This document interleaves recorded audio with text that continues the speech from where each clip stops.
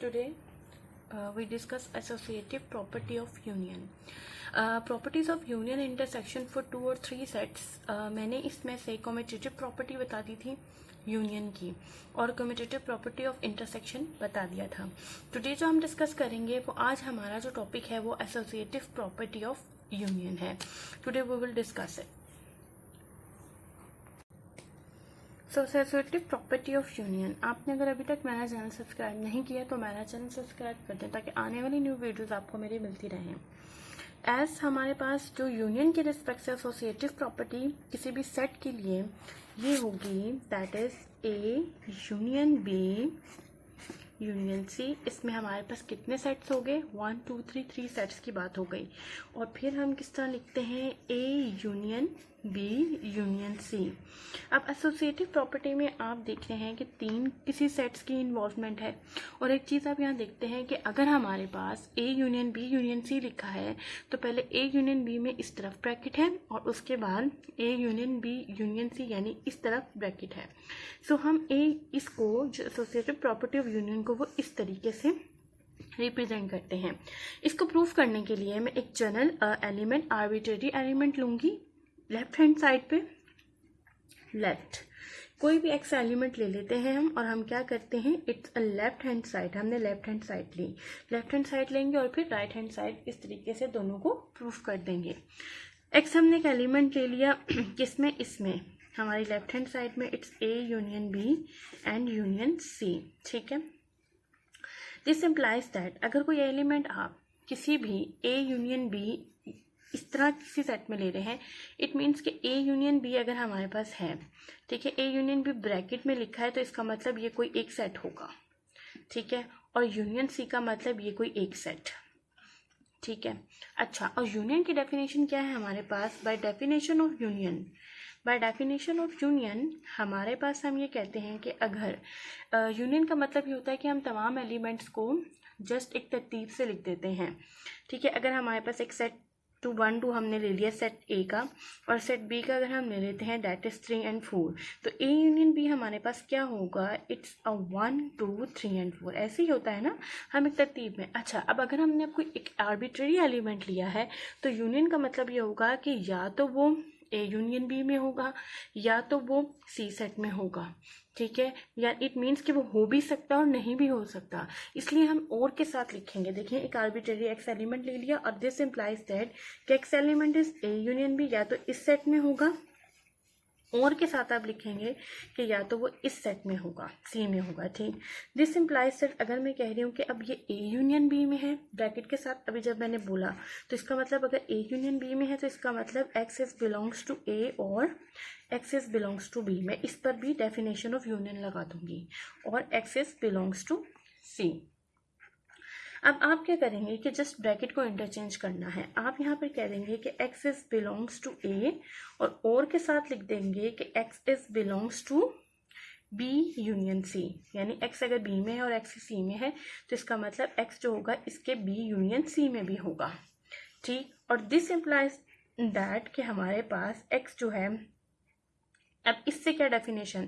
Bye definition of A union B union C. यानी union की definition के मुताबिक आप क्या कहेंगे कि ये आर्बिट्रेरी एलिमेंट जो होगा वो ए यूनियन और के साइन के साथ बी यूनियन सी इसमें भी आ गया.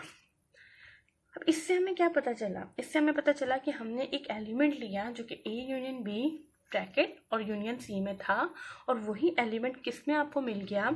A union bracket B union C में.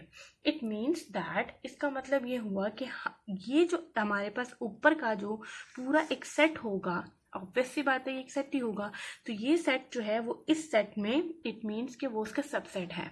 क्योंकि bye definition of set, bye definition of subset, definition of subset, ठीक है, सबसेट की डेफिनेशन के मुताबिक आप यहाँ पर ये बात कहते हैं कि अगर आप कोई सा भी कोई एलिमेंट ए अगर आप कोई सेट ले लेते हैं आप 1 और 2 और एक बी सेट ले लेते हैं आप, इट्स अ 1 2 3 and 4, तो आप क्या कहते हैं कि ये इसका सबसेट किस सूरत में होगा कि आपकी ये पूरा का पूरा इसमें कंटेन कर जाए. तो इसी सूरत में आप इस चीज़ को बोलते हैं ना, तो अब आपने कैसा आर्बिट्ररी एलिमेंट ले लिया जो इस सेट में है और इस सेट में भी है, तो इट मीन्स दैट कि जो ये वाला पूरा सेट है it's like this, A union B union C, ये सबसेट हो गया A union bracket B union C के। इसको आप इक्वेशन 1 का नाम देते हैं। नाउ हम राइट हैंड साइड की तरफ मूव करते हैं। राइट हैंड साइड हमारे पास क्या है, राइट हैंड साइड हमारे पास ये होगी कि अब हम लेट एक एलिमेंट ले लेते हैं, आर्बिट्ररी लेना है तो लेट हम इस x को ही लेते हैं। हमने एक एलिमेंट ले लिया, सिमिलरली बिल्कुल आपने उसी तरीके से आगे मूव करना है। सिमिलरली फिर हमने एक x एलिमेंट लिया और हमने अब क्या करना है, राइट हैंड साइड पे लेना है, ठीक है।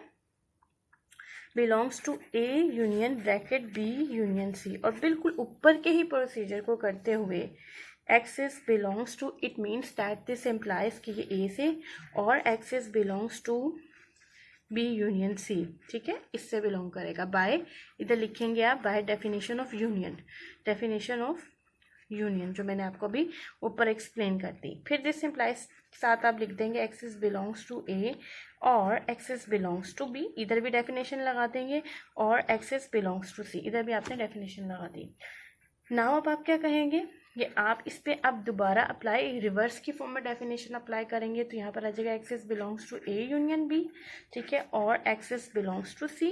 और ये हमारे पास क्या चीज़ एम्प्लाइज करेगी कि एक्स जो है वो बिलोंग कर जाएगा A union B bracket union C से, ठीक है।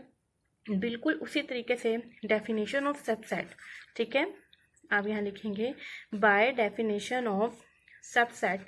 सबसेट की डेफिनेशन से हम यहाँ पर क्या लिख देंगे कि हमारे पास जो ये हमें एक ऐसा एलिमेंट मिल गया जो इसमें भी है इसमें भी है, तो इसका मतलब कि ये क्या होगा, बिल्कुल इसकी डेफिनेशन के मुताबिक जो भी मैंने आपको बताया, तो ये इसका क्या हो जाएगा, सबसेट हो जाएगा, ठीक है। A union B union C, इसको आप इक्वेशन नंबर 2 का नाम देते हैं।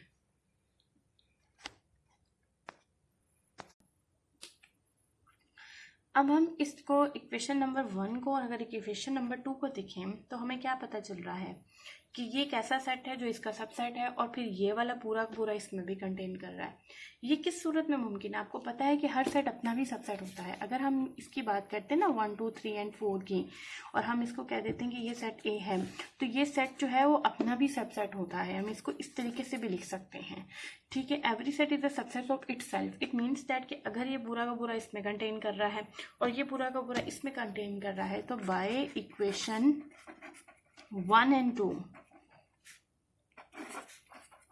we can say that कि हमारे पास जो है वो A union B bracket union C is equal to A union B union C, ठीक है, ये इसके इक्वल हो गया। हेंस हमारे पास एसोसिएटिव प्रॉपर्टी ऑफ यूनियन यहाँ पे प्रूव हो गई। आई होप कि आपको आज का लेक्चर जो है ये प्रॉपर्टी समझ आई होगी। इंशाल्लाह कल नेक्स्ट न्यू लेक्चर के साथ मुलाकात होगी। अल्लाह हाफिज़।